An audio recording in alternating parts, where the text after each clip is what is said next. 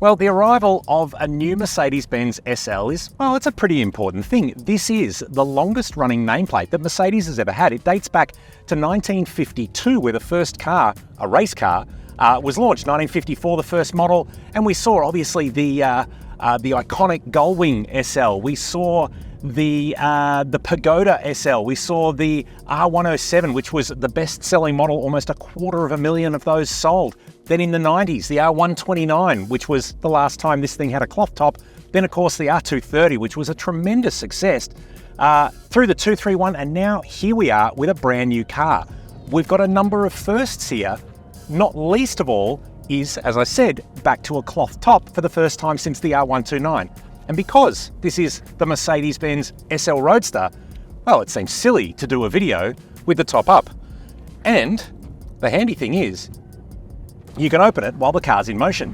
Almost up to 60 kilometers an hour, and you get that blast of sun and fresh air in your face, and all of a sudden, you've got yourself an icon. Sadly, driving an icon isn't a cheap exercise. The new SL launches in Australia in just one high-specification configuration, the 2023 Mercedes-AMG SL63, which is priced from $373,370 before options and on-road costs. That's right, no more 500 SL badge, which is sad for nostalgia, but pretty happy for performance. It is worth noting too that a hybrid version of the SL is in development, should you want to look the part and feel better about doing it. Now, before we get too far, let's cover off some basics. The SL is, well, it's a lifestyle car. It's a you've made it in life car. And I guess for the majority of buyers, and certainly in the history of the nameplate, it has been, well, a cruiser. But what Mercedes-Benz have done now is they've turned this into not only a cruiser, but a formidable proper sports car, because it crosses boundaries, not only taking over the previous generation SL, but in terms of a high market soft top. There's no more S-Class Cabrio. There's currently no AMG GTC Cabrio. This is your premium open-top Mercedes that you need to deal with. So it does have a multitude of roles to fill. And while we'll experiment and see just how it is in a performance environment very shortly, the most important thing that this car needs to be able to do is cruise. And, well, here we are, comfort mode, Sydney streets. All I'm missing is a great playlist and, well, not Stephen sitting next to me. And this is the perfect car for a lovely sunny day.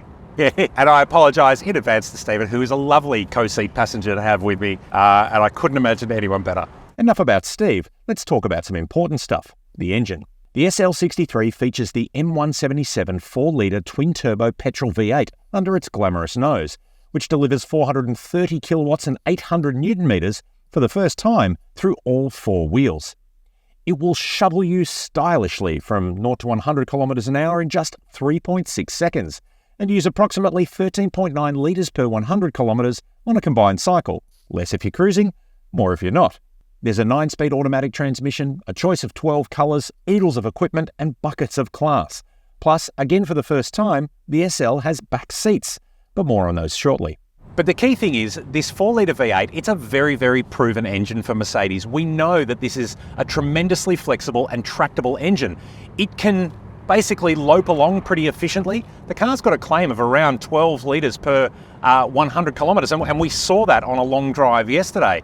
You will use more fuel if you decide to use more fuel by tipping it into Sport Plus. But as a cruiser, it's not overly thirsty, it's certainly not aggressive. It's a very, very easy car to live with, and I think that V8 in its off setting as it just sort of lazily lopes along, you hear the whistling turbos, it's just a really, really nice muscular platform to deal with that, you know, if you do need it, has got performance where it counts. Now, you'd be pleased to know that I'm not going to ruin the shot by standing in front of the car because, quite frankly, this is the best looking thing you can be looking at. Because after all, the basis of an SL is it does need to be a beautiful car.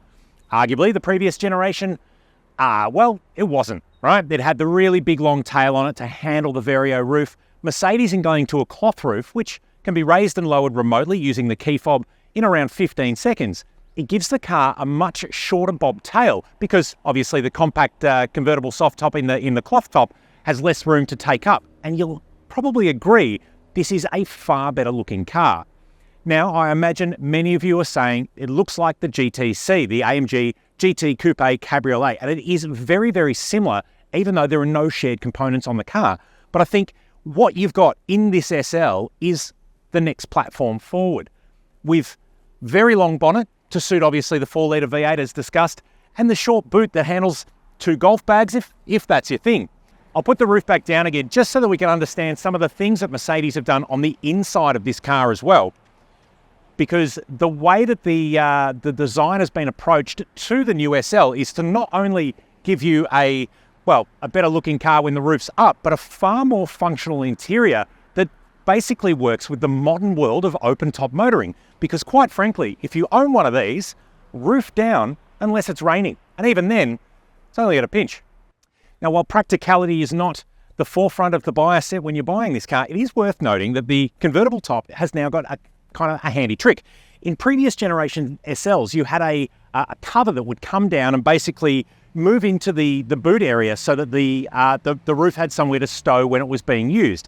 And if you had the roof up, you could move that cover out of the way and actually get more stuff in the boot. While the latter is still true, that cover now moves automatically. So if you haven't got anything in the boot, you don't need to worry about forgetting it. The other thing that's worth noting is the boot is big enough to fit some go bags, a backpack, some soft bags. It can fit 2 bags of golf clubs, but with no drivers in them. So you do have some practicality, despite the boot itself being down a little bit on previous generation cars. Thing is though, no one's buying this car for the boot. Not even me. Why don't we have a look at the interior? I'll show you some of the cool tech. Then I'm going to go for another drive, because quite frankly, that's what this car is for.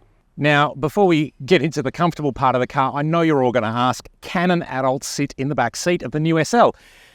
And look, can is a really kind of wild term, because I'm going to say, no, they can't. But I'm a nearly 50, 6'3" adult, so it's not really designed for me. However, there is a plus side. I have tremendously good back posture sitting here. I don't think I've sat this well since grade 4. So Mrs. Eltringham, this one's for you. I'm now able to sit quite upright. But no, this is not comfortable. It's not for adults. And I've taken my shoes off, even if I sit sort of side saddle here like that and let those seats go back, this is a shorter adult, and my foot is now being crushed. This is a shorter adult, short distance trip only car.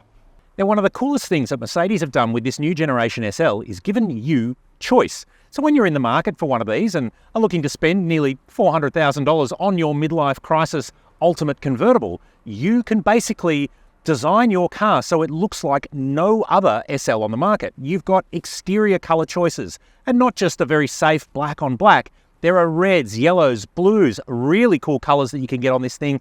You've got interior color choices. You've got interior trim options. You can even have a different colored soft top if you want. So the idea that you'll bump into another SL that's identical to yours at the local cafe or golf club, you need to be a little bit more imaginative. But now that we're here, it is worth calling out some of the elements of the interior. If you're familiar with any modern AMGs, steering wheel and standard driver setup is the same. You've got the 2 rotational toggles on the bottom of the wheel to change your modes and adjust various settings and things. If you're used to any of the current generation Mercedes-Benz, like the new C-Class or GLC, you've got the large portrait display of MBUX running in the middle of the car. You've got some fun elements here like the turbine air vents. It's all very well put together. There's lovely stitching, but there's a pretty cool feature. This is the only convertible that you can get, and obviously when that roof goes down, you get a bit of glare on the screen. But the guys at Mercedes have thought about this, and you can adjust the angle. Now, you've got multiple settings here that you can do that too, so you can work out where that screen best sits so that it's easy for you to see, but also doesn't get the glare from the sun. So you can keep changing the tracks on the playlist as you blast off into the endless open road with blue sky on the back of your neck. Speaking of which, all the standard stuff here for an SL on a high-spec car is there. You've got an air scarf that blows nice warm air over that back of your neck on a cooler day. The seats are ventilated and heated and have massage function as standard. Pretty much everything is included on this car. Mercedes have gone for that very, very high single specification car, meaning that any additions that you put on it are your choice and basically a stylistic choice.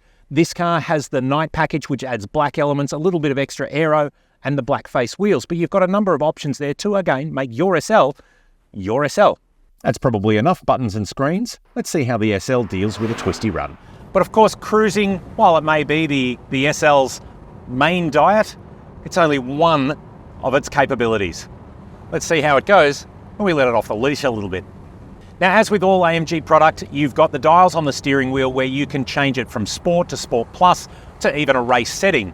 You can override the 9-speed automatic with manual shifting if you really want to, and it does give you a very, very capable car that has got oodles of response, particularly if you do keep it in that on-boost response range.